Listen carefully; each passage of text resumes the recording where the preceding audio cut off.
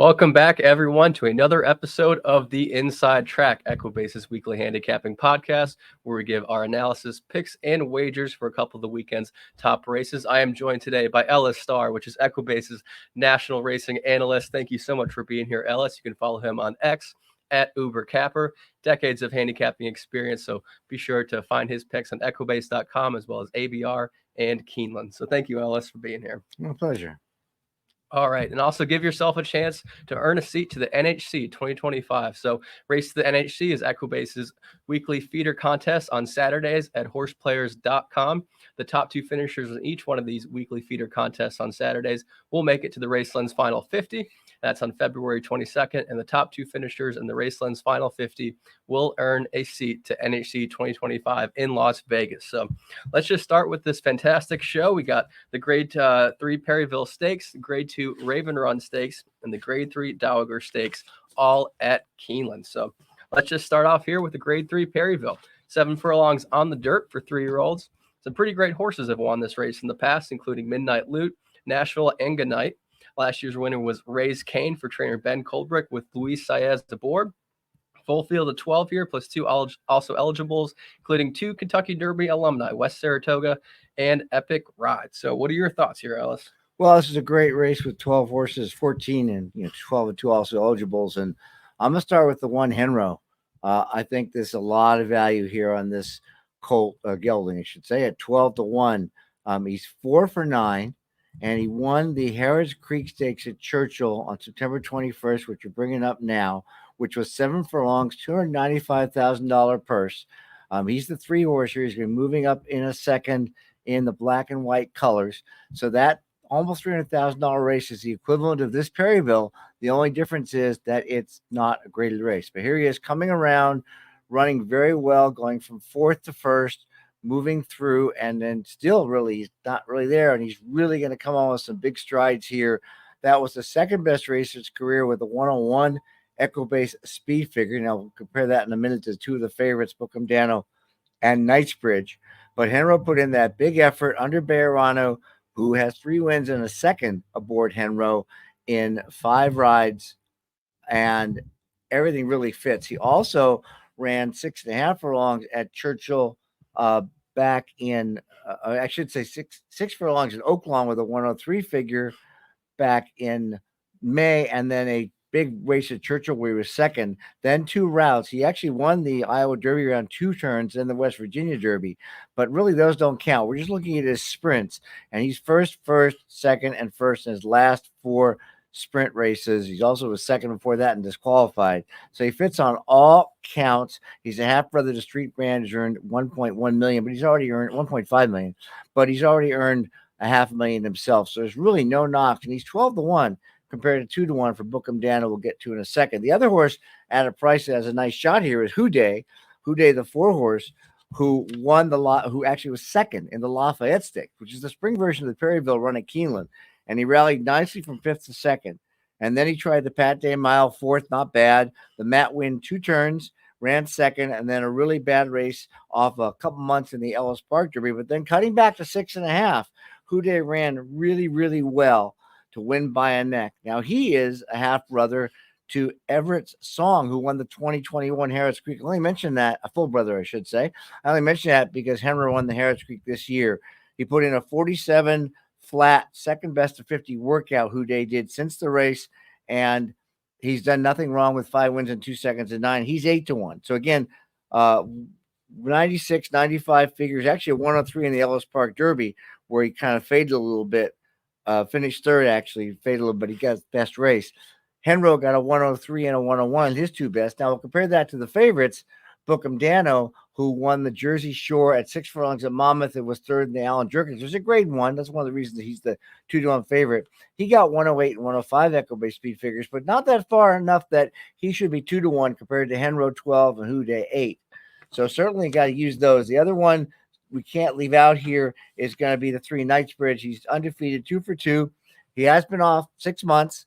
He ran a 104 figure in his first race, winning by 10, then won by 9, so an average of 9.5 lengths. He is a full brother or half brother to Speaker's Corner, who won the Carter Stakes in 2022 at a mile grade 1. He's got a lot of quality, but still, he's going from allowance to grade 3. It's a step up. He's got 6 months off.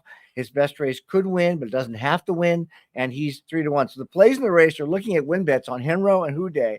I'd say probably about maybe 3-1, 7-2, and then split the favorites. We don't want to play the lowest paying exactas here, which is going to be between Knightsbridge and Bookham Dano. So we'll play exactas of Henro and Houday over Henro, Knightsbridge, Houday, and Bookham Dano, then turn around and play the same 4 horses on top and Henro and Houday in second. That way, if Henro and Houday ran 1-2, you get it twice. And that's how you maximize value in a race like this. I love it. I love it. 12-1 value. We love value here on the Inside Track podcast. So definitely won't talk you off of that one. I'm going to go with Knightsbridge here with the morning line at 3-1. I was a little bit disappointed when I saw these morning lines come out. I'm going to try to beat Bookham Dano here with the lightly raced 3-year-old out of the Bill Mott barn with Junior Alvarado aboard. This horse reminds me a lot of East Avenue, who we saw romp by 5 1/4 lengths in the Grade 1 Breeders' Futurity here at Keeneland. Also a lightly raced Godolphin homebred, same as Knightsbridge, who broke his maiden by 8 lengths. However, Knightsbridge broke his maiden by 10.5 lengths to come right back to an AOC 75 by 9 lengths. This horse has a ton of potential, and betting aside, I'm excited to see him run. He ran a 104 Equibase speed figure in his debut, winning at the 7 furlong distance, and a 91 Equibase speed figure in his last start, giving him an average speed of a 98, which is ranked second in here behind the 10-horse Locked. The past 3 years, Bill Mott and Junior Alvarado are winning at 29% in graded stakes races together, 30 of 104 and 59% in the money. And they win at 40% together in graded stakes at Keeneland in the last 3 years, 2 of 5 and 4 in the money with a plus 49% ROI. The past year, they've won 2 of 3 races together with 3-year-old males on the dirt in sprint races at Keeneland. There's a stat line for you. And since he's so lightly raced, I think breeding is something we should definitely look at. So Knightsbridge Dam, Tyron Brook, lifetime her progeny win at 29% in dirt sprints, 6 wins from 21 starts and 11 in the money. And they win at 40% going from routes to sprints lifetime. So also look at these works he's been doing. A Bullet, 50.334 furlongs on October 13th. Bullet, October 7th, 5 furlongs and 102.5. Just working out like a monster. Has not run since March, which is interesting. However, Bill Mott actually wins at 29% when starting a horse at Keeneland with a 180-day plus layoff. So small sample size, 2 wins from 7 starts and 4 in the money. But I trust Bill Mott here. Hoping to Bookham Dano gets hammered under 1-1, and maybe we get a nice price on Knightsbridge. Another one I kind of want to look at, you got to add Bookham Dano, checks all the boxes. But this 7 here, Patriot Spirit. I think this horse could run a really big race, coming off of a nice 2 wins in the Illinois Derby at Hawthorne, romping by 5 3/4 lengths, and AOC 75 at Colonial, winning by 4.5. Winning a career best 97 Equibase speed figure. And all those starts, his last 3 starts, were increasing speed figures. So he's also 1-for-1 at the 7 furlong distance. Michael Campbell also does pretty well here at Keeneland the last 3 years. He wins at 25% and 63% in the money. Having a great meet so far with a win and a second from 2 starts. So that'll be my value play on the outside. So there is your grade 3 Perryville. I also will be going with Henro, and I will be going with Knightsbridge. So let's just move on to the Equibase feature race of the week, the Grade 2 Raven Run Stakes at Keeneland. 7 furlongs on the dirt for 3-year-old fillies. Very competitive field of 10 here on Saturday. Last year's winner was Vava for Sherry DeVos, with John Velasquez aboard, winning by a half length over Alva Star. So you also get free premium enhanced PPs, Trackmaster Selection, Speed and Class Egress, Flashnet, and Ellis's very own race analysis for Equibase Race of the Week over there on equibase.com. So I think the fans know who you're picking, but let's just hear it. Yeah, well, my main squeeze, I think, is a really good player, opening at 4-1. Might be a little lower, but when you compare her to Emery at 7-5, she's really good. She's 6 for 12, but better than that, she's 6 for 9 around 1 turn. 7 furlong is her best trip. My main squeeze won the 8 Bell Stakes on Derby weekend very nicely under Louis Saez, who's been up for 6 straight. And actually, Saez picks my main squeeze to ride over Twirling Queen, and who he's ridden to 4 straight wins, even though Twirling Queen hasn't won graded stakes. But that 8 Bells was really representative. Then she ran 3rd in the test, and she ran behind Emery. One of the reasons Emery might be favored over her today, but she rebounded a lot. 2nd in the Charlestown Oaks, which is 7 furlongs. You got to remember at Charlestown, that's a 2-turn race, so it's not as representative of the 7 furlong 1-turn trip she's running today. And then she won the Grade 3 Dogwood, which is identical to this race pretty much. Grade 3, 7 furlongs. We're going to pull it up now with a 96 figure, making a big move on the turn. going from fourth, about a length and a half back to be 2 in front. And we're going to see her here. She's number 5. She's not really in the picture yet. Kind of similar to the race Henro ran we just showed earlier, the one I'm using him for. And here's coming up in the emerald green, 3 wide on the outside. Tyus is asking her a little bit, but she's really going to explode. And it wasn't a bad field she beat. She beat Fibber, who's back in this race. She's still not in it at all. And she starts to make her move here right around the 8th pole, and she's going to draw off easily. So I think she can run really well at the 7 furlong trip, and 4-1 offers a decent amount of value. See her power away here. It's very, very good play. Now, Fibber, who was behind her, actually has a shot because 10-1's a little high. Now, Fibber was beaten by about 5 lengths. Right before that, Fibber won the Audubon Oaks, which is a 7 furlong race as well. And before that, 6.5 at Churchill. That was a 102 equity speed figure effort. So when we're comparing these horses, and we'll get to Emery to compare in a second, we have to see how fast they ran when they ran their best. And she fits on all counts in this race. The other one that has a shot here is going to be the 10 Hall and Ice on the outside. Now, Hall and Ice won the Azalea Stakes at 7 furlongs, one before last, and then she ran 7 in the Charlestown Oaks after racing in 4th and kind of pressing the leaders for most of the race. But even though My Main Squeeze ran good in the Charlestown Oaks, it still was a 2-turn race, so I can draw a line through Hall and Ice's last race and look at the represented race before that, and she'd done nothing wrong. She 4 wins in 3 seconds around 1 turn before the Charlestown Oaks, a 98 speed figure in the Azalea. She gets a good outside post. Now, we also have comparisons to make here about races at Churchill Downs. So back to this, My Main Squeeze won the Dogwood with a 96 figure in September and a 100 figure with the 8 bells. And then Fibber had won at Churchill Downs with a 102 figure back in June. And Emery won at Churchill Downs the Leslie's Lady Stakes in June also. And she got a 98 figure. So Emery's race, even though she's going to be more heavily bet coming out of the test, her best race isn't any faster than My Main Squeeze and Fibber. So this is going to be a similar play to what we did in the Perryville. We're going to take the 2 higher odds horses, or the 3 of them, and try and avoid putting the 2 favorites together, which is My Main Squeeze and Emery. So win bet on My Main Squeeze, about 5-2 or more. And again, this is the Equibase race of the week. I will consider a second win bet on Fibber or Hall and Ice, whichever is the highest odds, maybe 4-1 or more.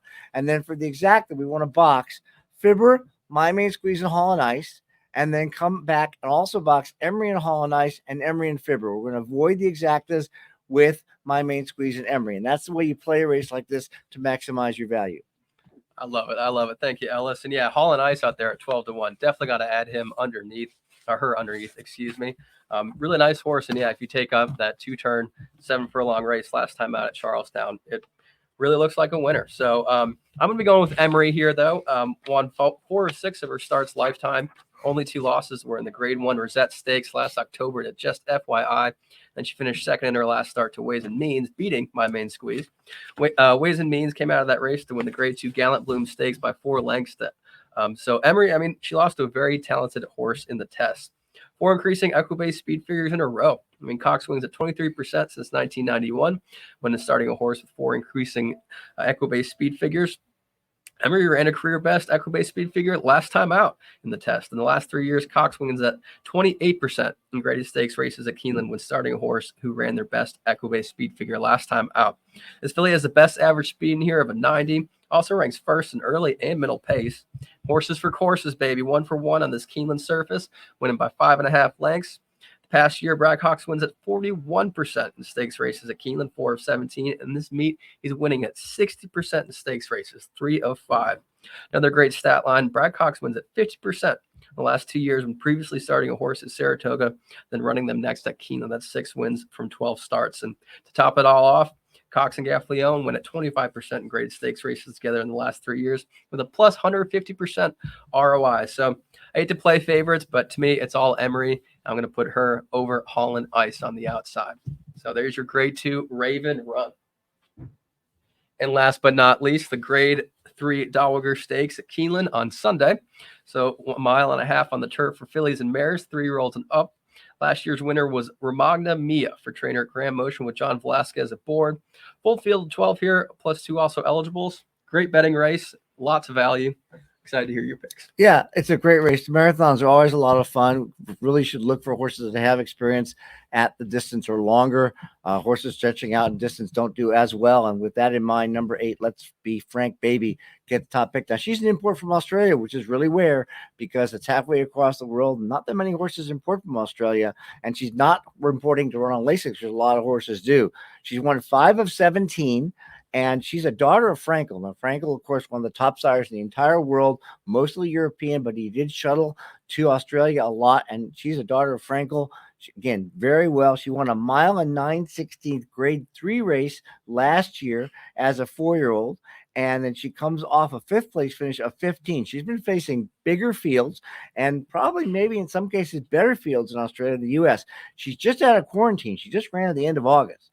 And the fact that Mark Cassidy gets Jose Ortiz to ride is really interesting because most people looking at stats won't be able to see this. But I have a 5-year look back on Race Lens, and Cassidy and Jose Ortiz are 8 for 38 together. So it's a good sign. 238,000 in Australia is pretty good here for this filly who really can stay and get the trip. And if she's ready to run, I think 8-1's a very good price on Let's Be Frank Baby. Now, Chop Chop and Atomic Blonde have faced each other 4 times. Chop Chop has beaten Atomic Blonde 3 times. Atomic Blonde beat Chop Chop once. That win was in the Kirtana Stakes in May at Churchill at 1.5 miles. And that was after Chop Chop beat Atomic Blonde a month earlier in the Bewitched Stakes. Bewitched Stakes is the spring equivalent of the Dowager, which is just the spring equivalent of 1.5 miles for older fillies and mares. And she beat her, but then Atomic Blonde turned the tables on her. Since then, Chop Chop beat Atomic Blonde twice, but both are good. And I don't think Atomic Blonde should be 10-1 compared to 5-1 for Chop Chop.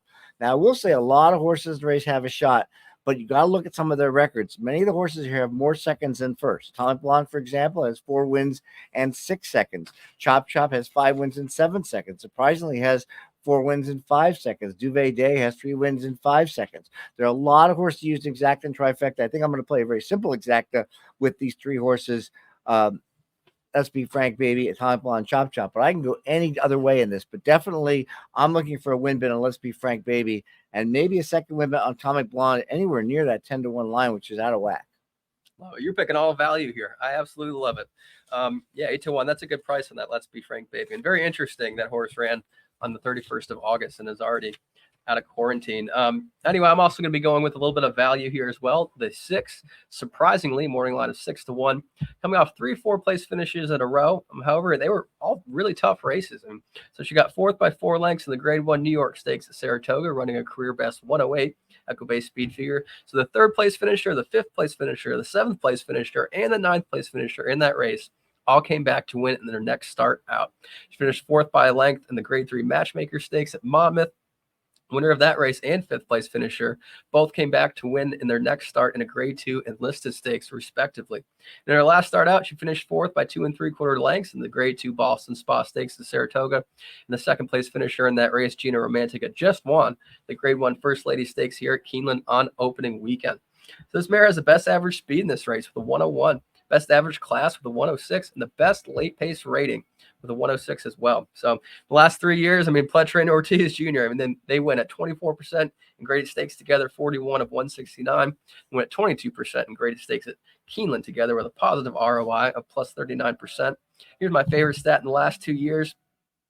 Pletcher is 5 for 13, 38%. When previously starting a horse at Saratoga and then running them next at Keeneland. So I don't think this distance is a problem for this mare either. Last time out in a 1.5 mile race in the turf, she finished 2nd by half a length in that Grade 3 Orchid Stakes at Gulfstream. I think this mare is due for a win. I absolutely love her at 6-1. And you can't really forget about Nisi Marie out there. She will be heavily favored, but looks tough to beat here, coming off a really nice win in the Grade 3 Ladies Marathon Stakes at Kentucky Downs, running a 105. To watch that race, she was just much the best and won pretty effortlessly. Robert Reed is absolutely on fire right now. He has won 5 of his last 6 starts, winning at 83% with a $2 ROI of $4.07. Nisi Marie, though, this will be the longest she has ever run and stretching out yet again from last race, which was 1 mile and 5/16. One reason I kind of like her for 2nd, but Joel Rosario gets the mount and he rides this filly pretty well. They have 3 starts together with 2 wins and 1 second, all in graded stakes races. So I like this filly a lot. I think she'll be bet down under 2-1. So I'll try to find some value with Surprisingly. So there you have it, your grade 3 Dowager. Thank you, Ellis, for being on, and thank you so much for watching. Good luck in your wagers this weekend, and we'll see you next week.